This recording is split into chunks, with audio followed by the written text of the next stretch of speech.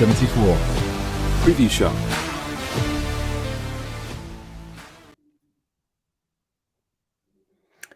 Hello and welcome to the 1874 Preview Show, a match preview for Aston Villa against Chelsea, Saturday 8 o'clock kickoff. I've still got no idea why it is a Saturday 8 o'clock kickoff. Maybe Dave knows. We'll find out in a minute. I'm your host, Dan Bardell, Andy Goldstein's best friend, joined by David Reed to discuss the game and all things Aston Villa as normal. Dave Reed, how are you on this fantastic Friday? I'm very well, thank you. Yeah, looking forward to the game this weekend. I don't actually know why it is an 8 o'clock kickoff, so someone I'm sure will be able to help us on that. TNT never have two games on a Saturday, but yet they have this weekend. Because it's the end of the season, maybe the run-in. I don't know. It's the only reason I can think of. Yeah, possibly. Maybe they've got games from previous match rounds that they needed to rearrange and they've put on this date or something. I don't know. Well, it's probably doesn't matter. It is what it is. Actually, I think it might play into Villa's hands, but we'll come on to that in a second because this show is sponsored by Luke Roper. If you want to get yourself some brand new Luke Roper gear, then if you use the code TVV20, then you'll get 20% off everything that Luke have to offer, including the lovely Chris Wokes range. Right, so I was just saying, Dave, I think it plays into Villa's hands slightly because I think it will improve the atmosphere. Saturday night game under the floodlights. Everyone will have been on the Raz all day, let's face it. I won't have been personally, but most people will have been on the Raz all day as well. I think it will improve the atmosphere. Villa are coming off the back of a really good spell, beating Arsenal, getting through the Conference League and into the semi-finals, and then beating Bournemouth last week, which I thought was our best home performance for a while now. So actually, Villa are coming into it with all these positives. Chelsea were unbeaten and then got humbled by Arsenal on Tuesday or Wednesday. I can't remember what day it was. I think it was Tuesday. They got humbled by Arsenal 5-0. So actually, all things considered, probably a good time for Villa, a good time to be playing Chelsea. Yeah, I think you're right. I think the 8 o'clock kickoff on the Saturday, it's not usually my favourite kickoff time. A Saturday night really probably, I think if we're all honest, shouldn't really be for Premier League football. I think, it should be for people to have their own Saturday night after the football. But on this occasion... could be ideal, Dave. You said you were looking after your nephew this weekend. Could be a tiring one for you. Kids wear you out. 8 o'clock, you're just ready to sit down. The nephew might be in bed. If it had been earlier, you may not have been able to watch it. So, all things considered, could be a good kickoff time for Dave Reed. This could well be playing into my hands, and unfortunately, I won't be therefore on the Raz for the whole day in the build up to it. But there you go. Wouldn't be responsible. But it should be a great atmosphere, and the club have asked people to come down and welcome the team on Saturday evening. And really, I thought what the supporters did last weekend against Bournemouth was fantastic. I love seeing those pictures of the team bus and the smile on the players' faces when they're getting off the coach. And I think it just starts match day for everybody. It starts, I think it certainly refocuses players when they've got that support and that, atmosphere around them before they've even got into the ground. So yeah, it should be a great atmosphere Saturday night, hoping for. And I thought the atmosphere against Bournemouth was great as well.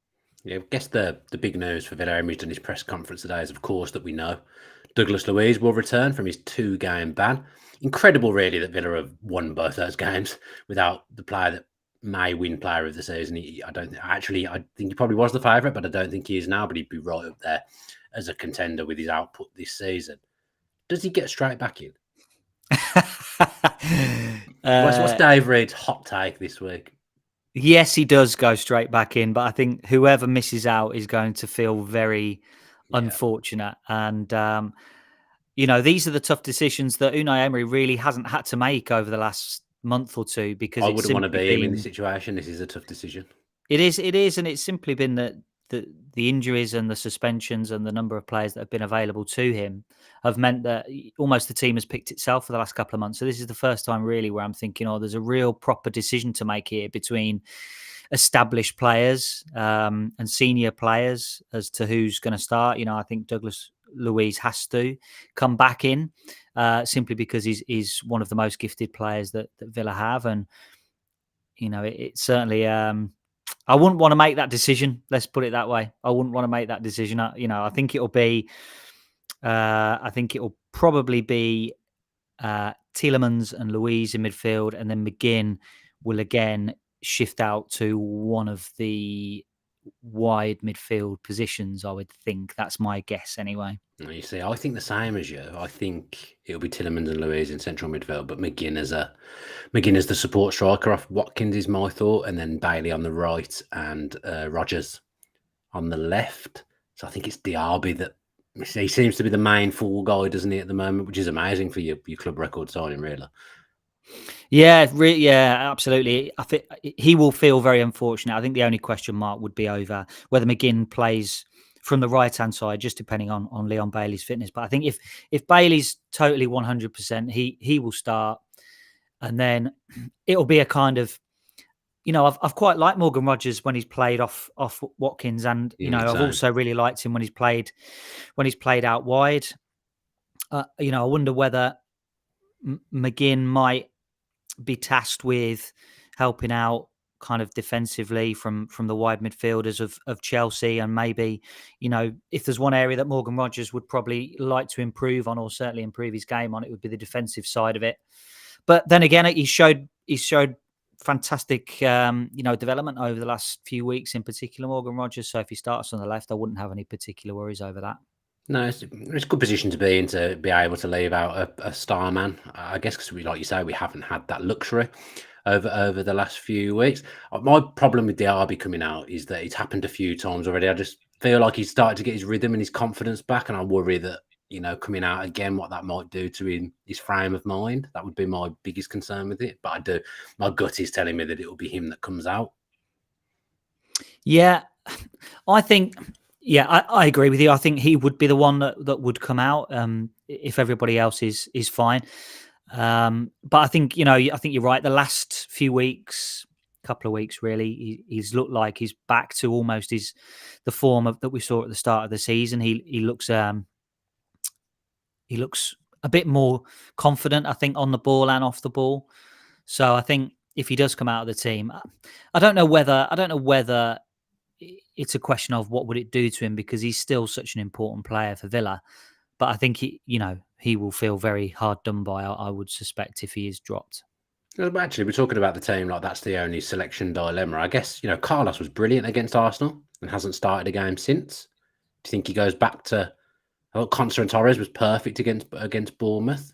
I'd be loath to change a team full stop in some ways. I thought that was such a good performance against Bournemouth last week. Even the two in midfield, Tielemans and McGinn, I mean, I've said it on various shows this week, they were absolutely superb in the middle of the park. So in a way, I'm loath to disrupt that. And part of me thinks, do you just leave Louise on the bench and bring him on? But then he's such a good player and you feel so important that, you probably don't do that. But that team was so good last week. You don't want to break up those things that worked so well against Bournemouth, because there's no doubting that was the best performance at home of 2024.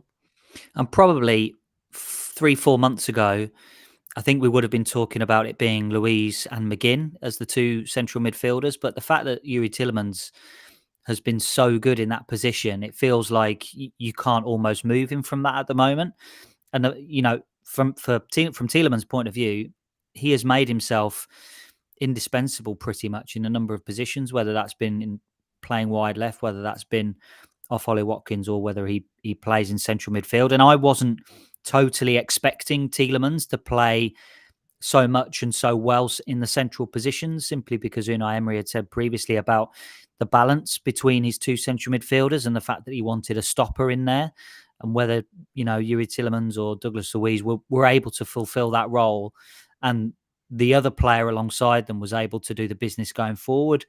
So I wondered whether he would actually be a regular feature in the centre of midfield alongside someone like Douglas Luiz. But the fact he's played so well, I think he's been excellent. Now you're talking about him playing and starting in central midfield, and John McGinn is the one that's moving. So testament to Tielemans, really. He's been absolutely fantastic. And then when you come to things at the back, I would probably suspect he'll keep it the same, and it'd be Conser and Torres at the back. We've moved away from kind of the three at the back build-up, haven't we, in recent weeks? Because Cash wasn't tucking in against Bournemouth at all. No, he wasn't. But I think it'll be one of those where it's horses for courses, isn't it? If he decides that's the way that he wants to do, he knows that Cash is capable of fulfilling that role. It's obviously going to be Luca Dean on that side, on the left-hand side. Yeah, Moreno's out. And then the thing with Chelsea is I don't think they are that physically imposing in the forward positions. You feel like Nicholas Jackson could be controlled by Powell and Konsa, and then maybe that's why you'd want Conser in the middle because of Jackson's pace. Because I don't, he's not the finished article Jackson at all, and in some ways I'm not having him at all. But there's that one thing he does have is that explosive pace. Yeah, it does. And then you would think that Mudryk would start on the left-hand side, and therefore maybe then there is a case for, because Mudryk is absolutely electric as well. So maybe he would think then, well, okay, well, let's put Konsa out there, but then Cash isn't slow. So, No. I think it's a dilemma, but my hunch would be that he'll keep it the same against Chelsea. Yeah, just on Tielemans quickly. I mean, I've been talking about him a lot recently. He's fast turning into one of my favourite players. Tielemans, a player I've always liked in the Premier League for Leicester, and I was absolutely buzzing when we signed him, and it was kind of a dream signing a few years ago that felt very much pie in the sky, but obviously we've got him in now. I think in games where you want to play on the front foot, and I think home to Chelsea now, that is what Villa want to do. I think him playing in the midfield role helps us and enables us to be a bit more front-footed because he moves the ball really well. He's capable of playing those one-touch passes and getting us driving forward a bit quicker. So I think actually I think it helps with things like that if Tielemans plays in that position. And actually McGinn is better at crashing the box alongside Watkins as well. You can imagine as well a world where Rodgers comes in to form the box and it's kind of interchangeable between him and McGinn. McGinn's such an intelligent football nowadays as well that when someone else comes in and takes up a position, he's switched on and aware enough of where to drop in case it breaks down, and he sits in defensively and changes his position. So I just love Tielemans in that deep midfield, and like you say, he's made himself undroppable in recent weeks. The bad news for us is that Cole Palmer's back. Cole Palmer FC. They will become again this Saturday. Obviously, I was hoping he would be out because he's a fantastic footballer. And, over the last 2 years, we've probably spent as much time as anyone on TV talking about Chelsea signing footballers because that's what they seem to do. Palmer's been the only one really in that 2-year period that you can quantify as 100% hand on heart. You would say he's been a successful signing for Chelsea. Wouldn't really say that about anyone else. I don't think. We think he'll play number 10 because Enzo's out, so we think it'll be Gallagher and Caicedo in the midfield, and then Palmer will play as a 10, Mudryk left, and Madueke on the right. Probably, I think his best games, his record is better playing as a number 10 than playing wide right. I think I'm right in saying that. I could be completely wrong, but it's a blow for us that he's in the team. Yeah, it seems astonishing to me that we're talking about Cole Palmer FC and him being so important to Chelsea when they have signed so many players over the last 18 months. It's almost it is a ridiculous amount of money spent, a ridiculous number of players signed, and then you can only really look at Cole Palmer as being a major success this year.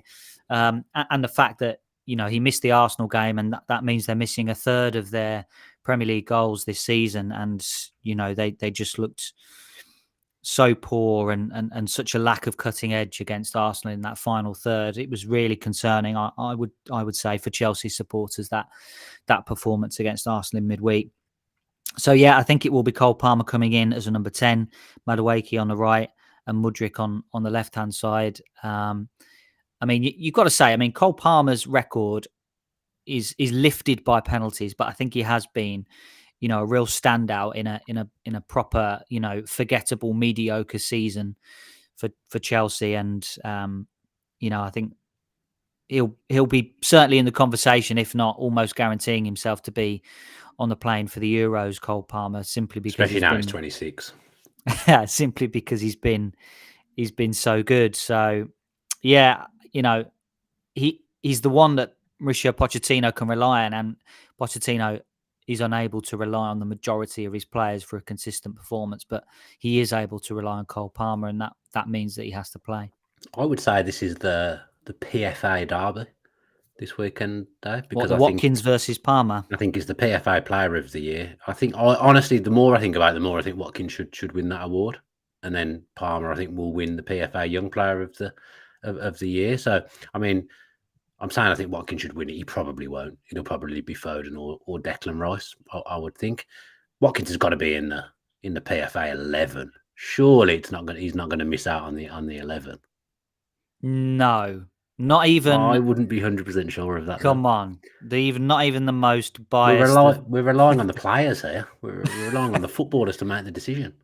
Yeah.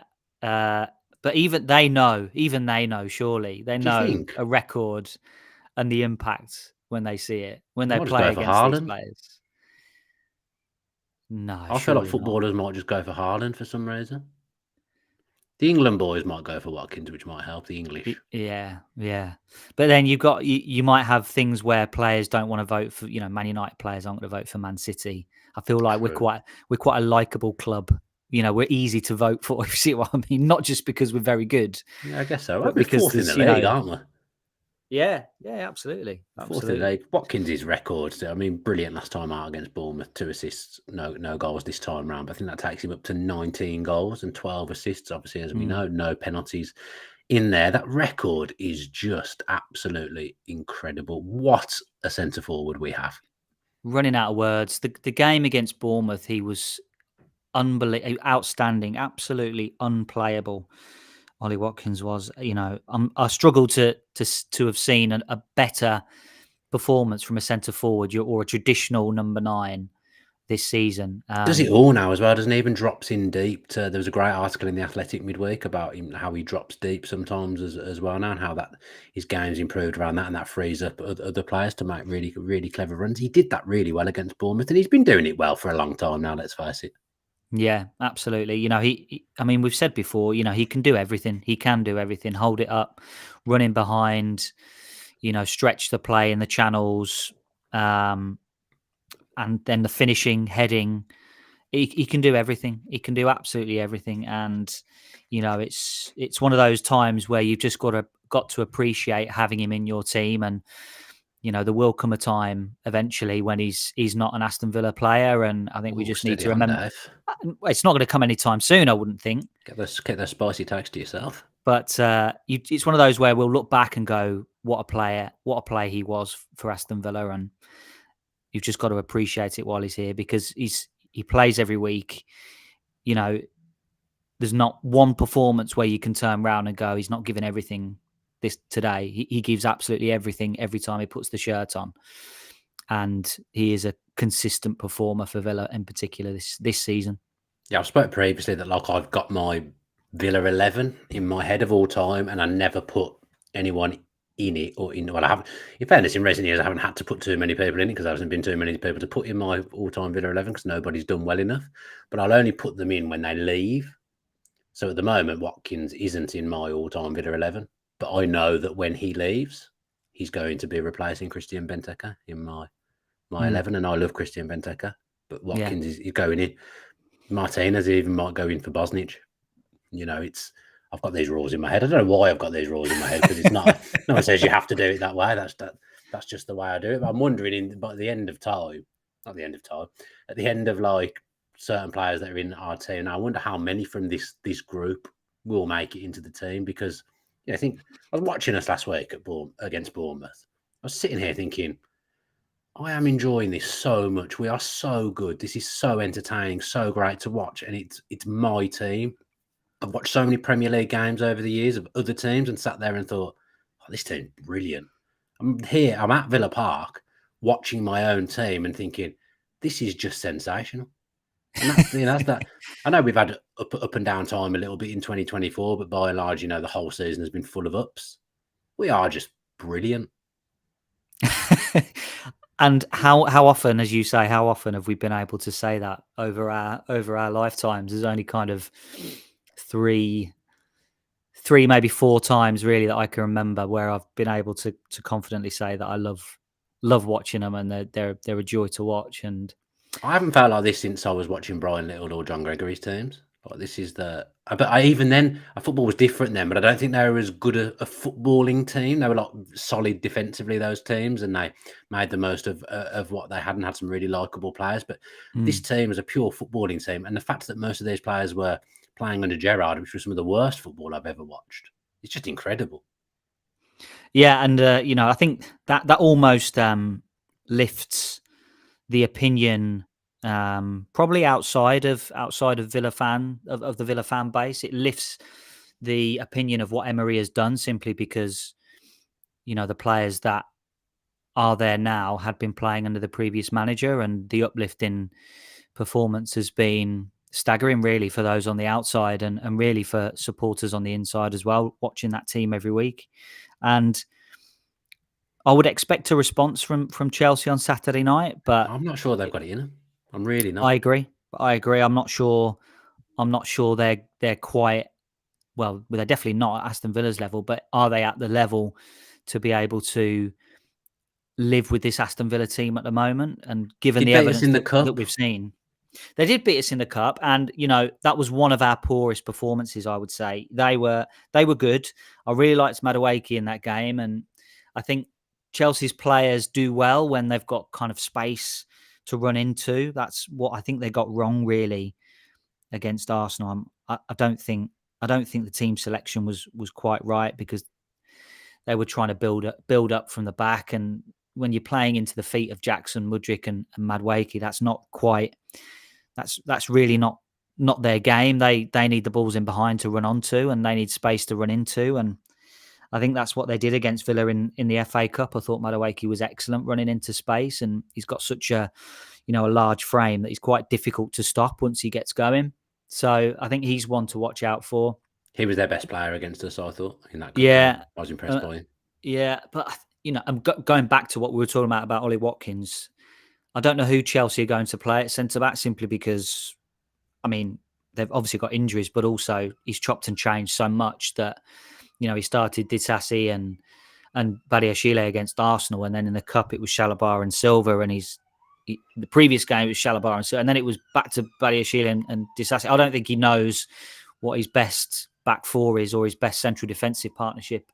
That's for sure. So, I would expect it probably to go back to Chalobah and Silva, simply because the two at the back against Arsenal was so bad. It was ridiculous. But I'm backing Ollie Watkins to do a job on both of those. He can occupy both of them. He can pin both of them for the majority of the game and open up space for other people. So I don't think this Chelsea team can live with Villa at the moment. They've got some quality players, and Villa have to be wary. But simply the last couple of weeks, it's been fantastic for Villa. And if they produce that kind of performance again, I think there's only one winner. Who will play right back for Chelsea, do you think? Yeah, tough one. Gusto, so Gusto's out.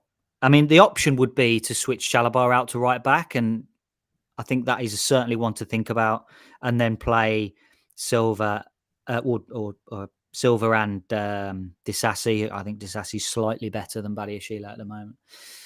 They play Gilchrist at right back, and I'm not sure. I'm just not sure about Gilchrist. That he was left exposed against Arsenal horribly, particularly I think for the first goal, when I think it was Disasi who should have shuffled across to help him, and he was basically exposed for the majority of the game.